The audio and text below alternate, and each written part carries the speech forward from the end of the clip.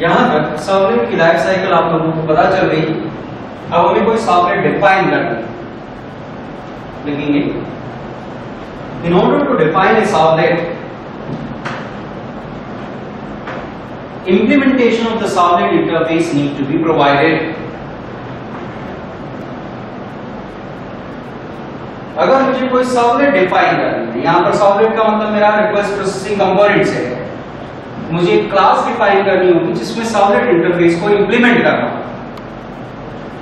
कोई भी इंटरफेस दो तरीके से इंप्लीमेंट किया जा सकता है, डायरेक्टली या इनडायरेक्टली। अगर मैं सर्वलेट इंटरफेस को डायरेक्टली इंप्लीमेंट करूं तो मुझे 5 मेथड डिफाइन करने पड़ेंगे, init service destroy gate servlet config and gate servlet info.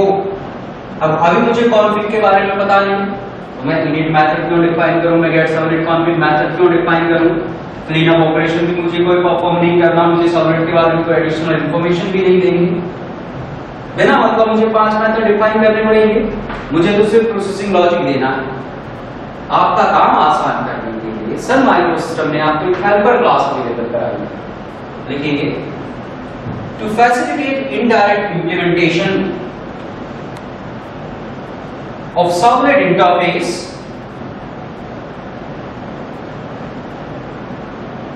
a helper class named generic servlet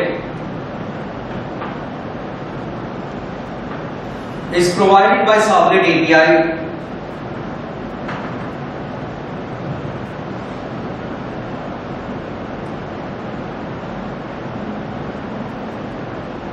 It is an abstract class which implements Servlet interface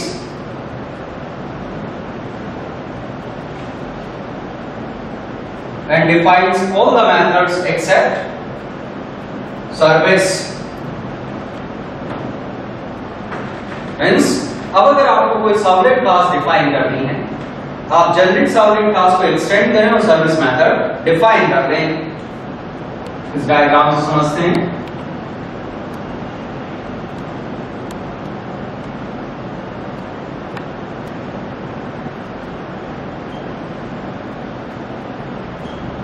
आपको कुछ इस तरह से करना है। Generic servlet class servlet interface को इंप्लीमेंट करती है, 5 में से 4 मेथड डिफाइन कर देती है। अब कोई क्लास अगर किसी इंटरफेस को इंप्लीमेंट करे और उसके सारे मेथड डिफाइन ना करे तो उस क्लास को एब्स्ट्रैक्ट बनाना पड़ता है। ये एक एब्स्ट्रैक्ट क्लास है। हमें अपनी क्लास में इस क्लास को एक्सटेंड करना है, सर्विस मेथड डिफाइन कर देना है। अगर सर्विस के साथ साथ हम कुछ इनिशियलाइजेशन या क्लीनअप ऑपरेशन परफॉर्म कराना चाहते हैं तो उसके कॉरस्पॉन्डिंग init या डिस्ट्रॉय मेथड को हम ओवरराइड कर सकते हैं। बात समझ आती है? अब यहां पर जो बात आपको अभी तक बताई गई उसका यूज करके हम सर्वलेट बना सकते हैं, लेकिन इस तरह से सर्वलेट्स डिफाइन नहीं की जाती। आप सोच रहे हो क्यों नहीं की जाती? लिखेंगे servlet interface provides a protocol independent mechanism of processing a request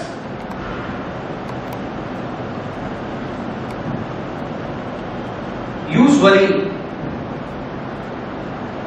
requests are submitted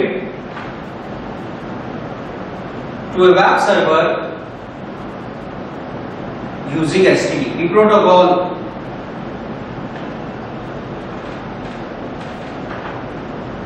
यहां पर जो आपको अभी मैकेनिज्म बताया गया वो बहुत ही सिंप्लीफाइड मैकेनिज्म है, वो किसी प्रोटोकॉल को ध्यान में नहीं रखता।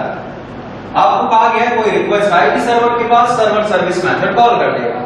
अब ये मान के चला गया कि एक ही तरह की रिक्वेस्ट आएगी। वास्तव में जब कोई वेब सर्वर पे हम रिक्वेस्ट भेजते हैं हम किसी प्रोटोकॉल का यूज करके रिक्वेस्ट भेजते हैं। 99% केसेस में वो प्रोटोकॉल होता है HTTP। अब मैंने 99 क्यों कहा? क्योंकि कुछ केस में HTTPS भी होता है। समझ आ रही है बात?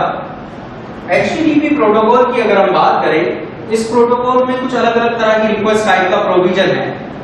बता सकते हैं HTTP प्रोटोकॉल में कितनी तरह की रिक्वेस्ट होती हैं? 2।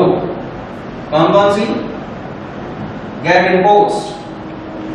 वास्तव में HTTP प्रोटोकॉल में 8 तरह की रिक्वेस्ट होती है।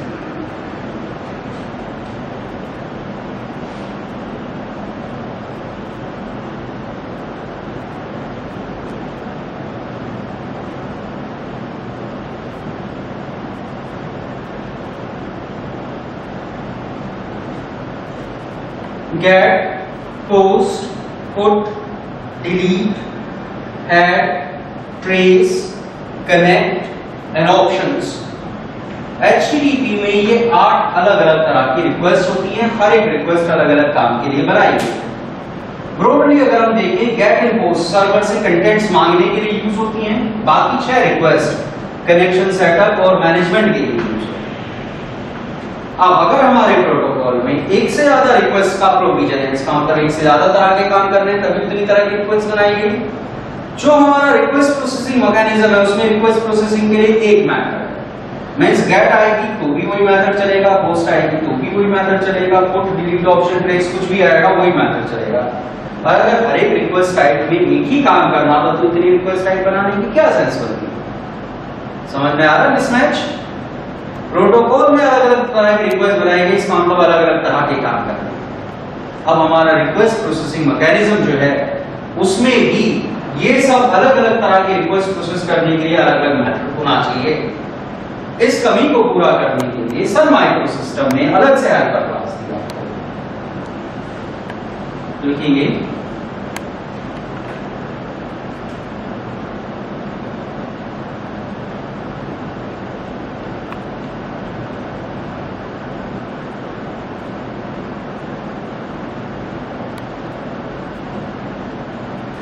JavaX dot Servlet dot HTTP dot HTTP Servlet is a helper class which extends generic servlet class and provides methods for each HTTP request type.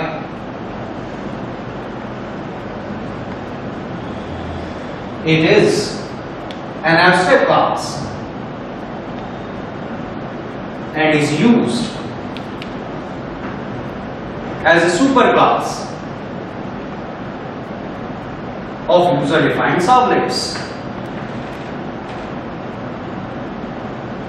Sun micro system ने जैसे generic servlet नाम से एक helper class आपको available कराई थी, उसी तरह से HTTP प्रोटोकॉल को ध्यान में रख के एक हेल्पर क्लास बना के दी जिसका नाम है HTTP सर्वलेट।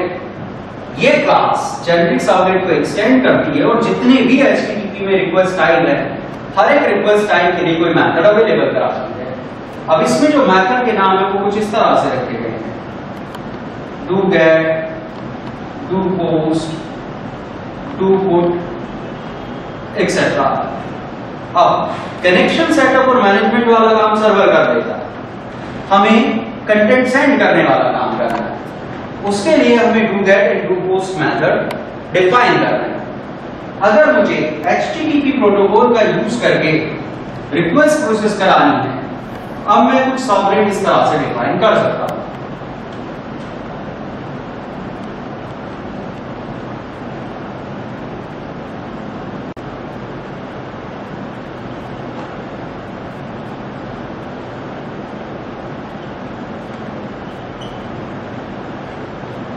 अगर हमें HTTP को ध्यान में रख के सर्वलेट डिफाइन करनी है तो हमें अपनी क्लास में HTTP सर्वलेट को एक्सटेंड करना होगा।